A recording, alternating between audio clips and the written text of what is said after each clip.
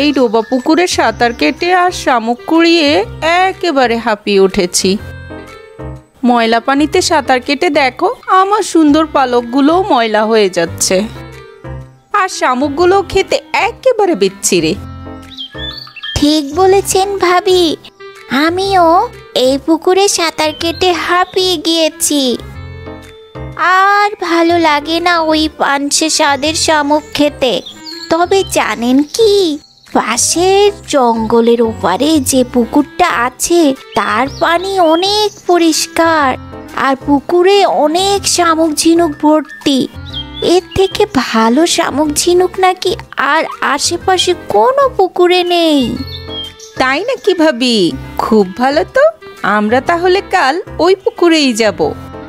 ঠিক আছে ভাবি, তাহলে এই কথাই রইল। দূর থেকে হাঁসের ছানাদের মধ্যে একটি ছানা তাদের সব কথা শুনতে পেল, আর সে একা একা সবার আগে ওই পুকুরে যেতে চাইল। আমি আজ ওই পুকুরে খেলা করতে যাব আর মজা করে ঝিনুক খাবো। না ভাই, তুমি ওই জঙ্গল দিয়ে যেও না। ওই বনে অনেক ভয়ানক প্রাণী আছে, তারা তোমাকে খেয়ে ফেলতে পারে। তুই আমার থেকে অনেক ছোট আর অনেক ভীতু, আমি ওসব ভয় পাই না। আমি এক্ষুনি ওই বনে যাচ্ছি। যেও না ভাই। হাঁসের ছানা কথা না শুনেই ওই পুকুরের উদ্দেশ্যে রওনা দিল। কিছু দূর যেতেই তার পথে এক শেয়াল এসে দাঁড়ালো। আরে, এতদিন খাবারের পেছনে আমি ঘুরতাম, এখন দেখি খাবার নিজেই আমার কাছে চলে এসেছে। ভারী মজা তো। কে তুমি? আমার পথ আটকালে কেন? কেন আবার? এত নাদুস নুদুস একটা হাঁসের ছানা আমার সামনে এসেছে, আমি কি এমনি এমনি তাকে যেতে দেই? তোমায় আমি অনেক মজা করে খাবো। আজ আমার দিনটা খুব ভালো। আমার মনে হয় তুমি ভুল করছো শেয়াল মামা। আরে, এবার দেখি আরো বড় খাবার চলে এসেছে, কি মজা। আমরা যাচ্ছি বনের রাজা বাঘের কাছে। তিনি কচি হাঁসের মাংস খেতে চাচ্ছেন। আমাকে তিনি তার রানীর কাছে উপহার করে পাঠাবেন।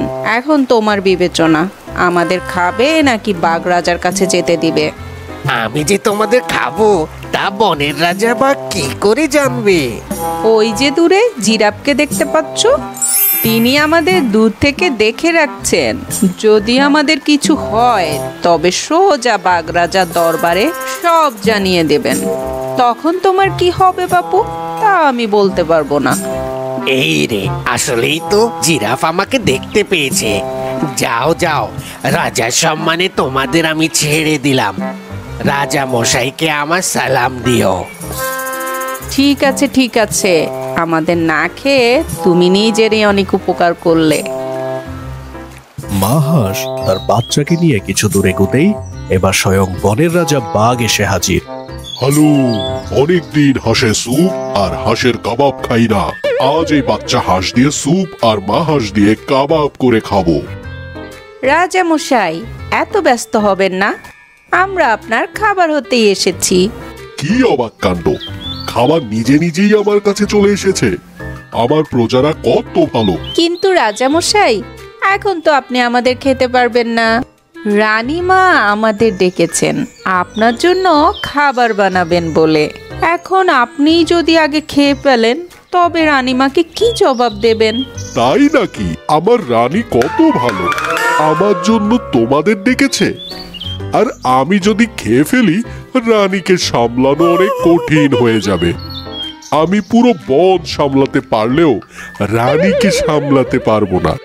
ঠিক আছে, তোমরা যাও তাড়াতাড়ি। ধন্যবাদ রাজা মশাই, খুব শীঘ্রই আমরা আপনার খাবার হয়ে ফিরছি। এবার মা হাঁস ও তার বাচ্চা কিছু দূর এগোতেই রানী বাঘের সামনে পড়ল। মা, এবার আর রক্ষা নেই, রানী বাঘ আমাদের খেয়ে ফেলবে। ভয় নেই, আমি সামলে নিচ্ছি, তুমি চুপ করে থাকো। সালাম জানবেন রানীমা, খুব ভালো হলো আপনার সাথে দেখা হয়ে। কেন, মরার স্বাদ হয়েছে নাকি? এমনিতেই রাজার উপরে আমার অনেক রাগ, সেই রাগ এখন আমি তোমাদের দুইজনকে খেয়ে কমাবো। ও তাহলে এই কথা, রাজা মশাই তাহলে আপনার রাগ কমানোর জন্যই আমাদের ডেকে পাঠিয়েছেন? মানে মানে রাজা মশাই বলেছেন জলদি তার কাছে যাবার জন্য, আমাদের রেধে আপনার জন্য উপহার হিসেবে পাঠাবেন। তাই তো রাজার দরবারে যাচ্ছি। তাই নাকি? রাজা মশাই আমাকে সত্যিই অনেক পছন্দ করেন, না হলে আমার জন্য কি হাসির ব্যবস্থা করতেন? ঠিক আছে, তোমাদের ছেড়ে দিলাম, এখন যাও তাড়াতাড়ি রাজা মশাইয়ের কাছে। জি রানীমা, এখনই যাচ্ছি। ওই তো মা ভাইকে নিয়ে আসছে। জানো, মা যে দুষ্ট শেয়াল আর বনের রাজা বাঘ আর বাঘিনী থেকে বাঁচিয়ে এনেছেন। কি বলো ভাই? মা, তুমি কি করে তাদের সাথে লড়লে? আরে বোকা, শুধু শরীর দিয়ে লড়লে হয়? বুদ্ধি দিয়েও অনেক লড়াই জেতা যায়।